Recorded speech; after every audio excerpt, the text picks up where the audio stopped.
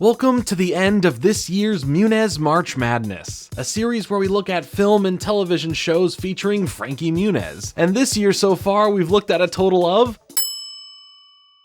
We've only made one video. But hey, at least it was about 2 movies, am I right? Today, for our finale though, I have something special for you. A movie that really made being blue cool before James Cameron would make every dollar that ever exists with his Avatar franchise. Big Fat Liar. Some of you are probably watching this video as just another video. Maybe some that are a bit excited to talk about the movie, but there's one person out there that is more excited than any of you that this video has finally come to fruition. For nearly 2 years now, there has been one person so dedicated to me making this video, holding out hope when times seem dark that maybe, just one day, Jordan Fringe will finally talk about Big Fat Liar. And for that I say, Anthony, this one's for you, buddy.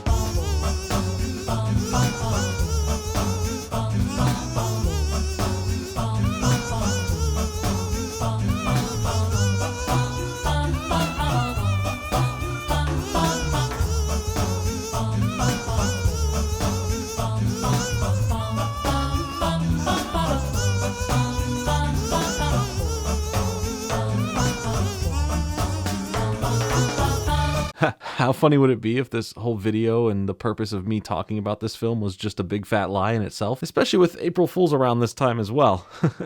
Well, lucky for you, I don't celebrate April Fools. And I hope you all enjoy this video on such a classic 2000s Frankie Muniz moment. But I hope Anthony enjoys the video just a bit more than anyone. You are lying through your teeth, you little demon.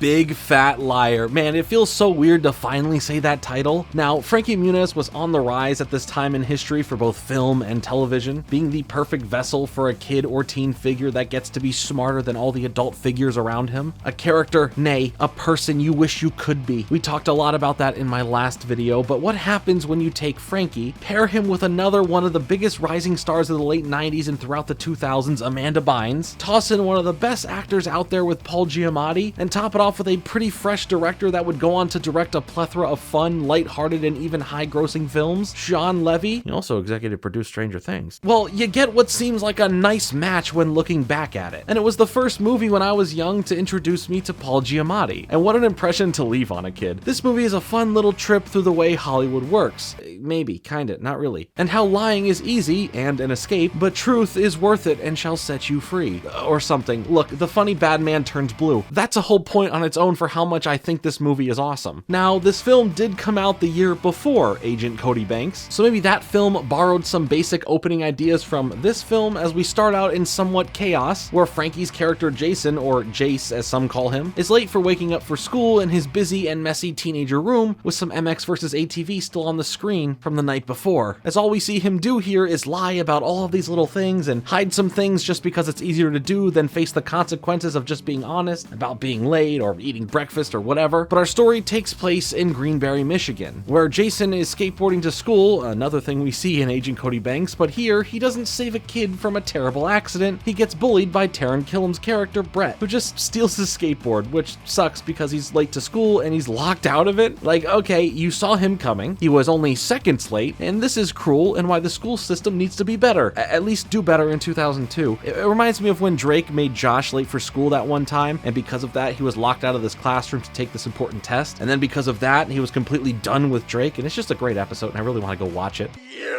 What?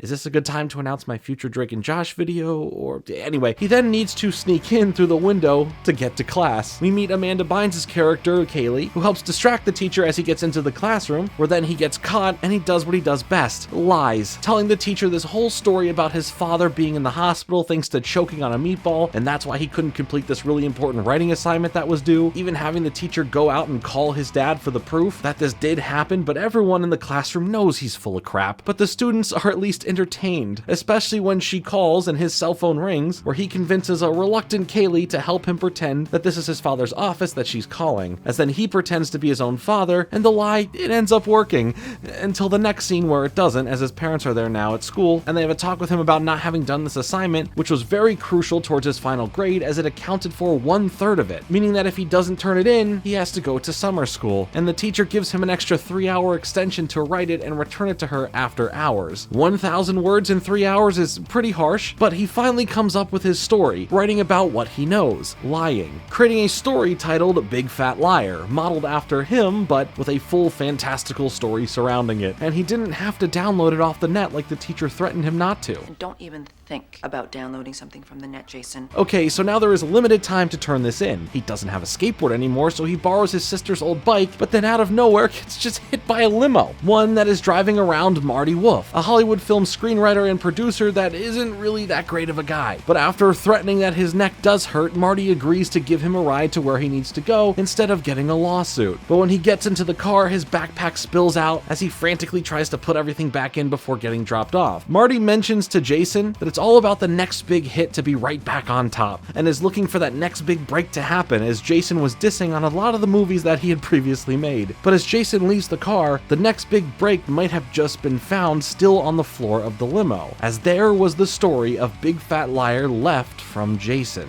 as Marty smiles as they drive off. Big Fat Liar, tomorrow at 9/8 Central on Disney Channel. Marty is now shown to be on the set of the film he is making with Jaleel White, where in the movie that we're watching has several jokes about Jaleel's character back in the day acting as Urkel. And the film that he is in within this film is called Whitaker and Fowl, a buddy cop movie where Jaleel's partner is a chicken who is more famous than him. I just have to say though, Paul Giamatti is such a good and committed character actor, really letting loose in roles like this where it seems that he's having a blast getting to play this awful person who is mean to everyone and feels that he is better than most, adding in this degrading sarcasm with almost every line delivery. And with what's yet to come in the movie, the commitment, again, it's just outstanding. After wrapping filming this, he heads back to Hollywood from Michigan as we see Jason talking with his teacher and his parents about the lack of the assignment being turned in. This time where he is telling the truth, but regardless of how far-fetched or not it sounds, no one believes him about it. They just assume that he didn't do it, and this is another lie like usual, meaning he has to now go to summer school to make up for it all. It's the classic boy who cried wolf setup. You lie so much that the one time you are telling the truth and it's needed to be believed, no one does. With a little bit of time passing, Jason and Kaylee head to the movies where they see a trailer for an upcoming film titled Big Fat Liar. A film that hasn't even been shot yet and somehow has this whole trailer made for it a whole year before it's out. So Jason sees this and he sees the title and he freaks out. Even at home now, where he sees Marty talking about this upcoming movie on a late night show, where he's just yelling at the screen saying that he stole this, as Marty on the late night show is just claiming that he created it. His parents, though, still don't believe him. But it's really the trust his dad lost in him that is eating Jason up the most. He wants to do whatever it takes to earn that trust back, so when his parents leave on this trip, he begins to devise a plan. That is, after meeting his older sister's boyfriend.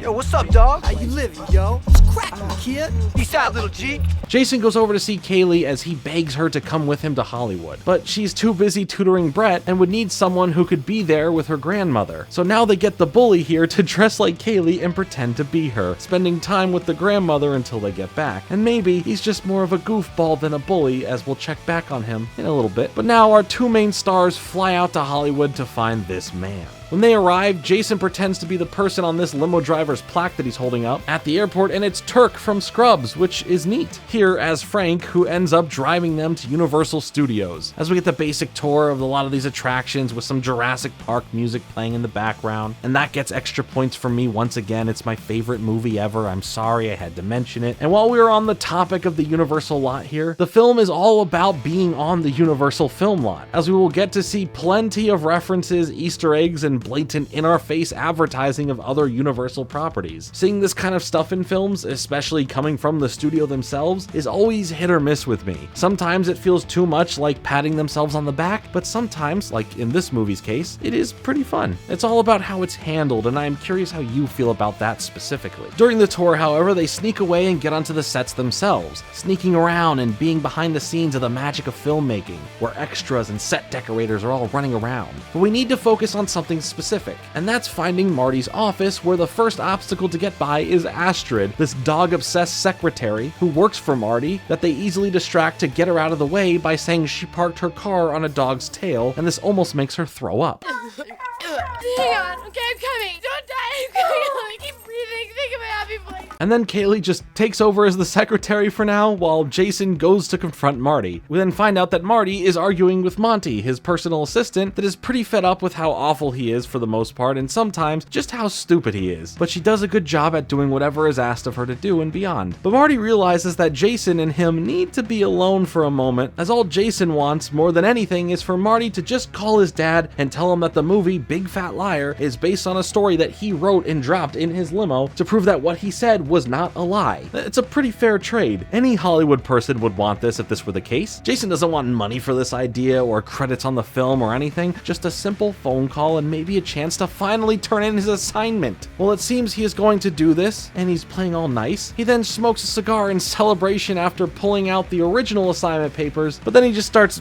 burning them and destroying the original copies, getting rid of any proof that there would be of this. I mean, stealing scripts or story ideas in Hollywood happens more than you'd think, so I understand a bad moral person doing something like this in general in this space, despite how wrong it is, but when getting off the hook as easy as just telling some random kid's father the truth, you are really dumb, as you now are in for a world of torture at the hands of a secret agent. Oh, that's the other movie. At the hands of a regular kid who can lie pretty good sometimes. But hey, at least Kaylee is a pretty good receptionist as well, and she truly looked out for Astrid. And I scheduled a deep body massage for you at 3. You look like you could use a little you time. Thank you, kind stranger. The two of them, though, get escorted out, and Jason's angry, truly needing to find a way to get Marty to admit the truth. And in order to do so, he ended up taking his handheld, or Palm Pilot, or whatever you universally agree to call this thing, a handheld PC, pocket PC, which has his full schedule, contact information, and everything they need to know in order to really get some revenge on this man. Kaylee is again still kind of reluctant to go along with everything, but is a really good friend and has his back, especially when she sees how much he really wants to earn his parents' trust back, make his father proud, especially after the disappointing look on his face Jason had to see. They end up staying in some prop storage area full of iconic props from Universal franchises like Jurassic Park or The Grinch, Back to the Future, you name it, it's somewhere in the background. It's like playing I Spy for film fans. They also have access to a bunch of clothes there, and they decide that it's time for a classic 2000s montage, where they try on all of these different outfits accompanied by a hit pop song, leading into a potential Coca-Cola sponsorship, where Jason is wired on caffeine right now. But all of that went into the best plans of attack ever to get some revenge, up until they get caught lying to the limo driver Frank, as we then find out that he, like many others, was treated poorly by Marty as well, for just wanting to audition as an aspiring actor, as he was once his limo driver. So he forgives all the lying and the money owed for the limo ride for a chance at getting some sweet revenge as well. But we do get this classic stuck in my brain car trying to start bit that anytime the kids try to speak over him, he just starts making this noise. If you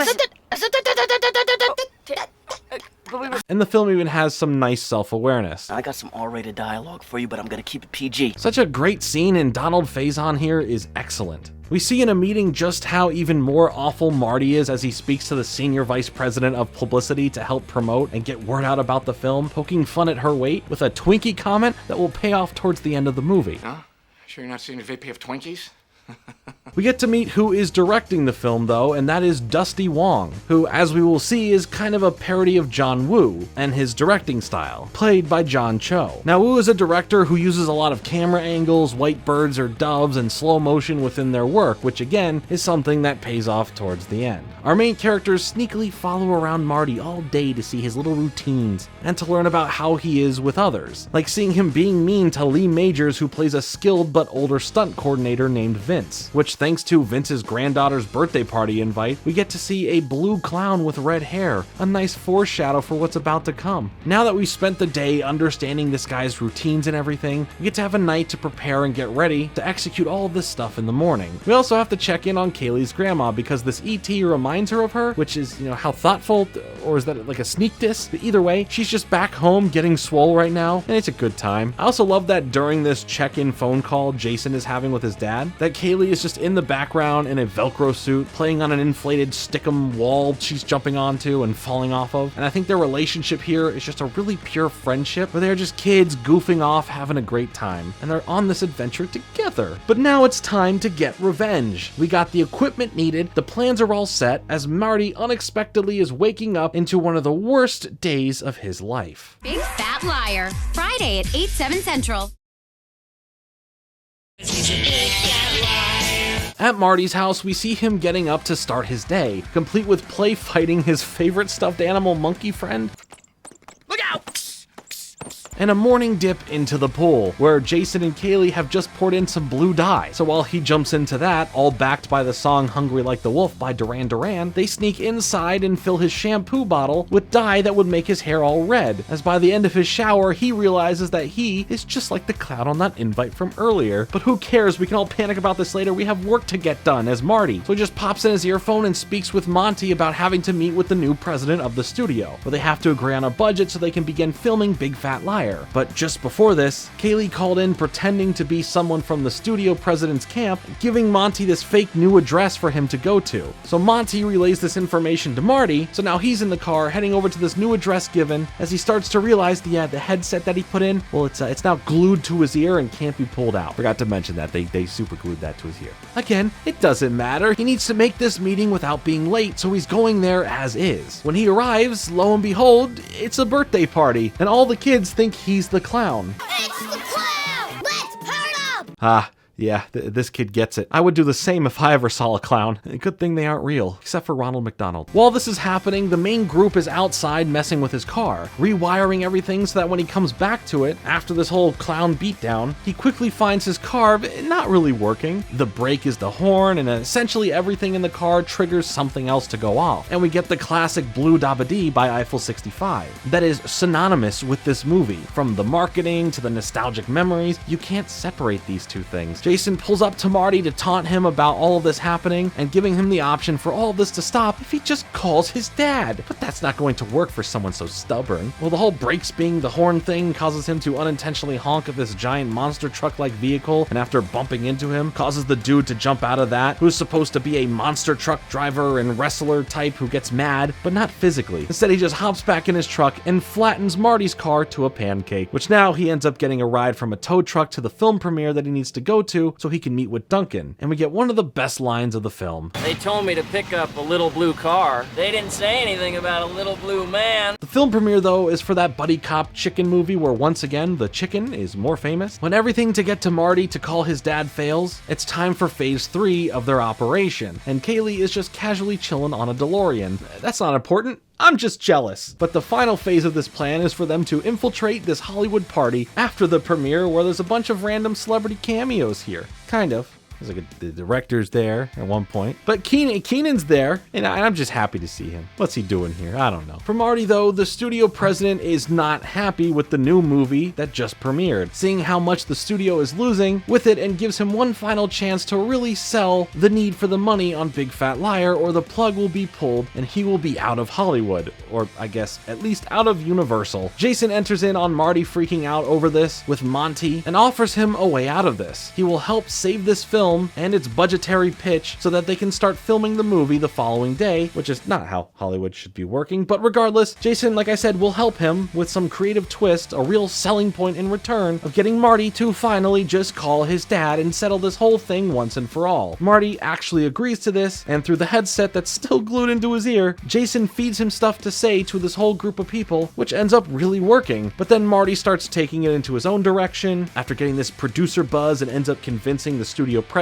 to pass through everything for the production, but any slip up whatsoever and he'll be gone. Marty thanks Jason and acts like he's actually going to call his dad now, but instead it was security, and had them escorted out and held until they would be put on a flight back home. Monty, though, sees all of this and fully learns that Jason really did come up with the whole story for the movie, and all of her grievances with her boss have hit a boiling point, especially for his job as the screenwriter part of it. But thanks to us knowing some dialogue from earlier, we see that she really wrote this uncredited and actually has the talent between the two. She might just have to jump in and do something about all of this. So in captivity, Jason and Kaylee speak on what to do now, as she doesn't want him to give up. She always sees how creatively he gets in and out of stuff, and they've come so far to give up. But he's ready to start telling the truth. He ends up calling his dad and tells his parents the truth about where he is and what's going on. And now his parents are going to be on the first flight over to LA in the morning, as Kaylee can't stand to see Jason lose all the trust his parents had in him, and not being believed believed even though it's all true. Monty shows up and replaces the guard watching them and reveals to the kids that she is on their side now and is willing to help them truly get full revenge on what is Marty's last chance to not mess things up as we enter a surprising new bonus phase, Phase 4. Let's hope it's better than Marvel's. Jason and Kaylee turn into this full-on operation here where they get together so many people that Marty has wronged as they all are willing to help out. To start things off, they have Frank pick him up as the limo driver, but he's going pretty slow here. Pedal to the metal, Ricky, returno!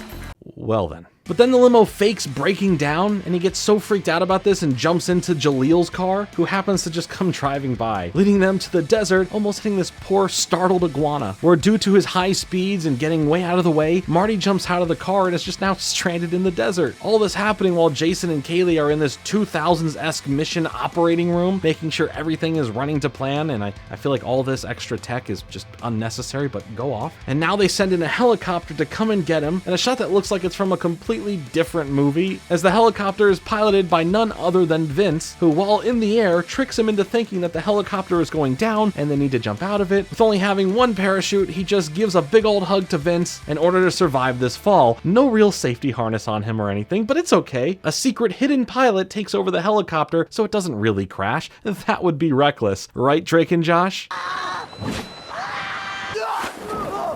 You're touching my butt. Oh, sorry. That's how much you owe me for my new helicopter. $400,000. This is a story of a Hollywood jerk. Stole a movie script from a kid's homework. Frank is busy now getting Jason's parents from the airport to the film lot, while Duncan arrives to find out that Marty hasn't shown up yet on day one, which is not a good look, but it's okay. He's on foot, determined to make it there, finally making it to the lot, but getting stopped in the Western film set by Jason, who has Marty's special monkey stuffed animal with him, leading into a chase throughout a bunch of different movie sets, and it really starts feeling like a big ad for Universal at this point. And this one tech guy has the water come flooding in to slow down Marty in this chase, but that doesn't work too well because he just catches right back up. It doesn't matter. So now they're running up the stairs to the top of this building where we see all the doves flying up in the air, slow motion jumping scenes as they're trying to fight over this monkey, and with so many different camera angles that you really understand the John Woo parody now, while out loud, Marty admits to everything in an aggressive taunting way, as then we hear cut, and several cameras all around the area appear, and the director was filming and caught all of that on camera, and for all of the monitors down below to the film production crew, his parents, and everyone else around to see who Marty truly is and what he had done. Even the press are there, as the publicity VP did her job and got the journalists to view this happening, as she got to have her cake and eat it too,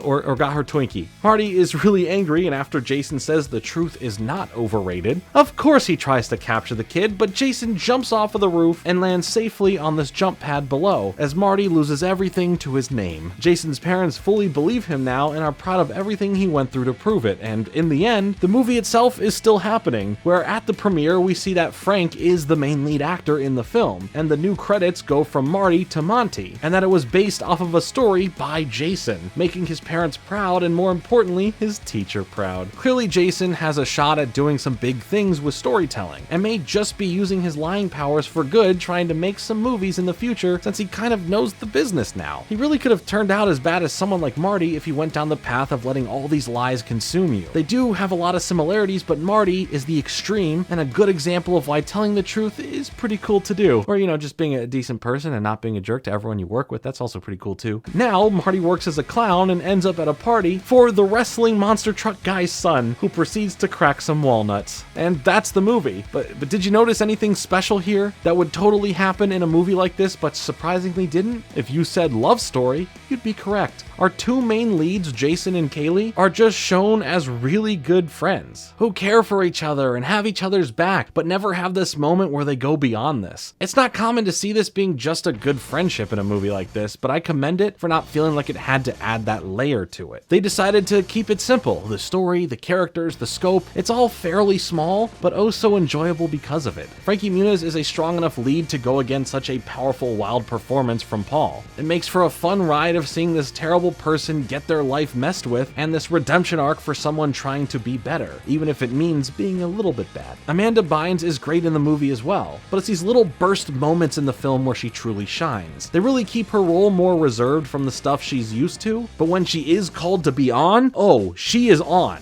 And this just adds another thing to her early resume of why she was one of the most talented kid and teen actors of that time. I mean, she won a Kids' Choice Award in 2003 for this movie, and that's all you need to know. From the story of the movie to the 2000s cliches riddled throughout to the performances given, Big Fat Liar is a staple in kids' movies from this era that upon a rewatch as an adult still holds up with all the fun of the adventure still there from when you were young. It's filled with a bunch of hit songs that also truly place it during this time. On every level, this movie excels as a fun time. And now with Sean Levy being a bigger force in Hollywood, he has made comments as recent as 2022 that a sequel in some shape or form is not out of the question. Something that may focus on Paul Giamatti's Marty character getting his own sort of revenge, maybe. But technically, there was a sequel that came out in 2017, 15 years later, entitled Bigger, Fatter Liar, and it's nothing tied to the original film. It's just some similar concepts. Maybe if you all convince me hard enough by watching this video and leaving a like, I'll consider making a video on that movie at some point as well. Either way, I hope you had a great Muniz March Madness. Thanks so much for watching. Like and subscribe. Later. Wolf out!